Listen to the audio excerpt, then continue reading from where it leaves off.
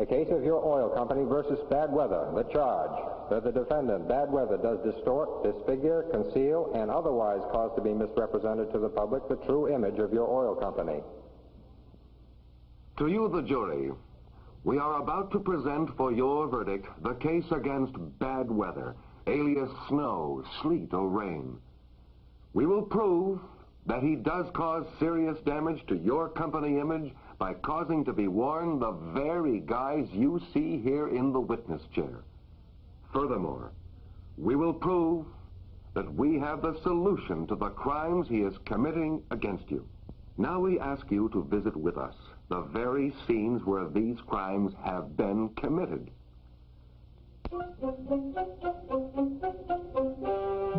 Nobody knows better than you that this is a nation on wheels.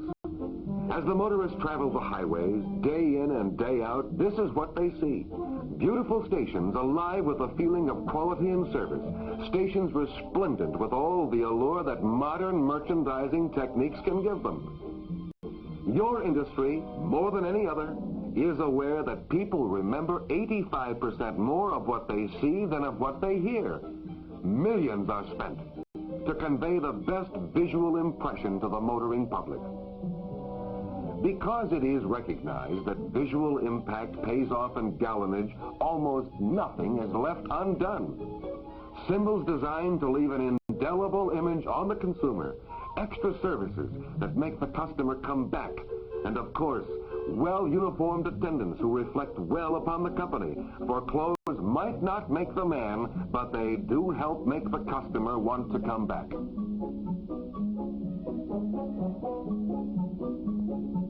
Yes, it's a job effectively and well done, one of which you can be proud until bad weather strikes.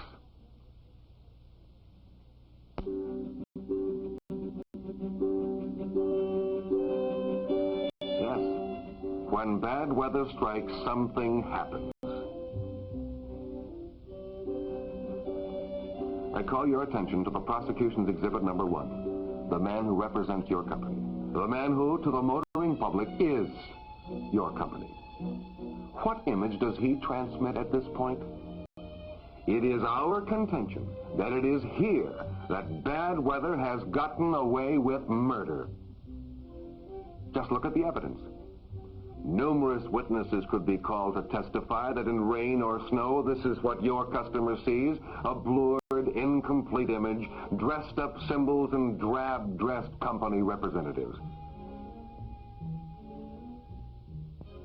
At the point of sale contact, bad weather is obliterating the very impression you spend millions to convey. Yes, everybody talks about the weather, but no one does anything about it. We will show you that something has been done about it. Two men, Don Farrington and Bill Bryan, who had developed the credit card imprinting system used by most major oil companies, recognized the crime of the blurred image and set out to develop foul weather clothing that would solve it by organizing the subsidiary of Weather King Corporation for that purpose. Since the Farrington-owned business of Sawyer Tower Products Incorporated is one of the country's pioneers and leaders in the development and production of protective garments, production know-how and facilities were readily available. Since 1835, when it first manufactured oiled clothing for fishermen, Sawyer Tower had been making garments to foil the elements.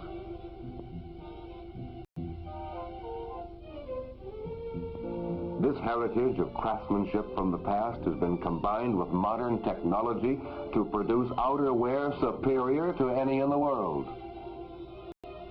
The company's rubber-coated clothing and neoprene-coated fabrics are used by municipalities, utilities, construction firms, boatmen, and industries everywhere. The firm has been in the forefront in the development of reflective and phosphorescent safety clothing, protective suits for rocket fuel handling, and protective clothing that resists acids, oils, and other chemicals. But here was a new challenge. This had to be something special, something never before achieved, a low-cost garment with special eye appeal to specifically fit your company image, yet able to withstand the rigors of both the weather and the oil business. and so started an extensive research and development campaign to combat your enemy, bad weather. First, the men who would wear the garments were interviewed. How did they like the idea? Well, they were enthusiastic. The findings showed that they wanted colors to conform with the company's identification. Bib-like trousers, removable jacket with hood were unanimously agreed upon. The material had to be resistant to both heat and cold, grease, oil, acid, and all the other eventualities of their working day. Roominess and lightweight were stressed. But the most common question was, when can we get them? Now began the search for the right material. It had to wear like iron and be as light as a feather.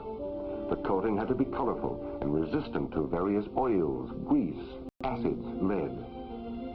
Preliminary research indicated use of nylon for the fabric and polyurethane for the coating. Our material went into the laboratories for the most thorough, exhaustive testing possible. How did it withstand extremes of temperature? In the cold test, it was subjected to variations down to -5 degrees and then put to severe punishment to test for cracking or stiffness. This material must never hamper the movements of a man working outside in zero weather. Right from the Arctic-like temperature in the cold box to the hydrostatic pressure machine for another severe test. Of course, no garments are ever subjected to this type of treatment on the job, but it's a fine test of material strength, and the government specifies that a typical garment should resist 30 pounds residual hydrostatic pressure. After exposure in the cold box, Weather King material tested to 110 pounds. Washability of the fabric was a prime requirement. Grease and oils were easily removed and the stains eliminated by washing in regular household soaps and detergents.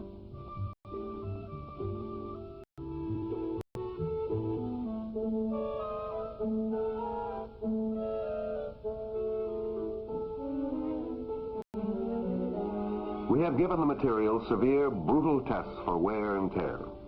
There is one test on the abrasion machine, the face of one coated material being rubbed against another piece of the material. It's similar to the reaction produced when the garment is in use, one part of the material rubbing against another. It was found that after about 50 cycles, there was no sign of wear. This is a more severe type of abrasion test, which might be compared to the punishment the knee of a garment takes when a man kneels down to change a tire. The material here is being subjected to wear by an abrading rubber wheel. We can measure the amount of wear by the loss in weight in milligrams for a set number of cycles.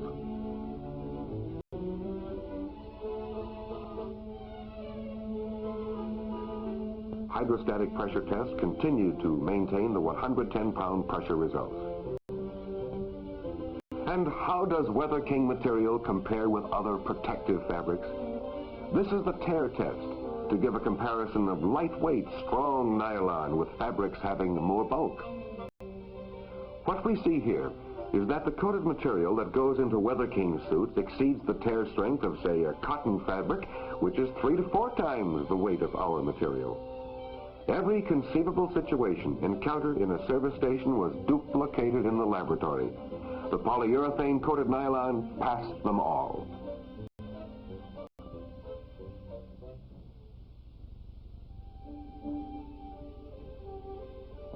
Now pilot models were made according to the specifications developed from the research in the field.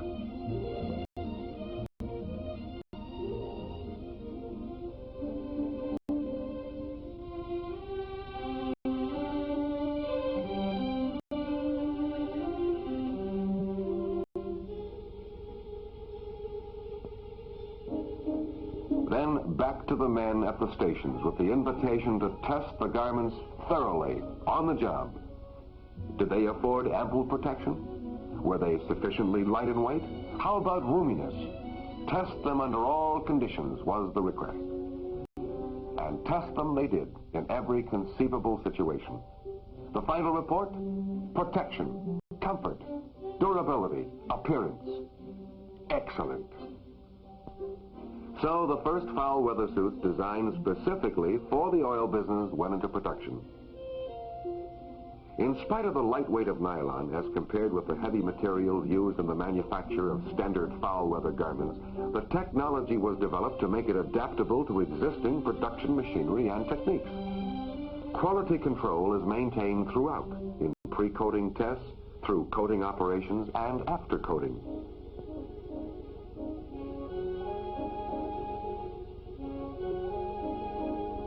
Weather King Corporation's associate company, Sawyer Tower Products, put its 125 years of experience and facilities to work to produce a garment economically which would meet all the demands of a demanding business. This was the way the evidence was gathered, sifted, evaluated. This is the proof that Weather King brings against bad weather. The case of the blurred image is solved.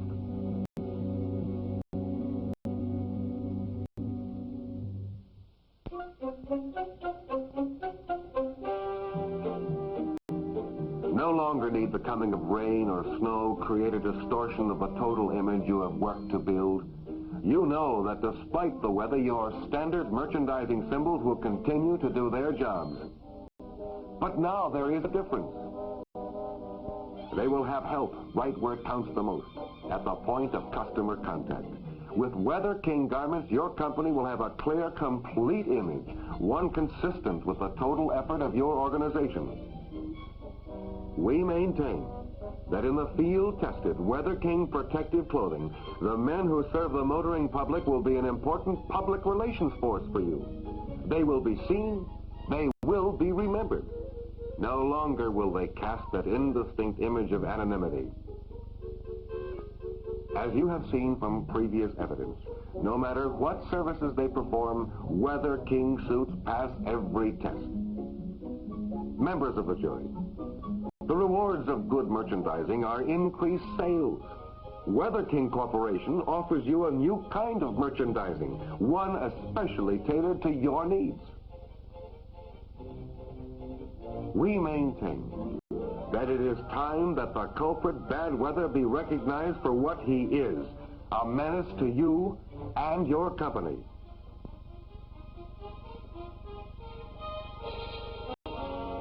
Weather King Corporation rests its case. The verdict is yours.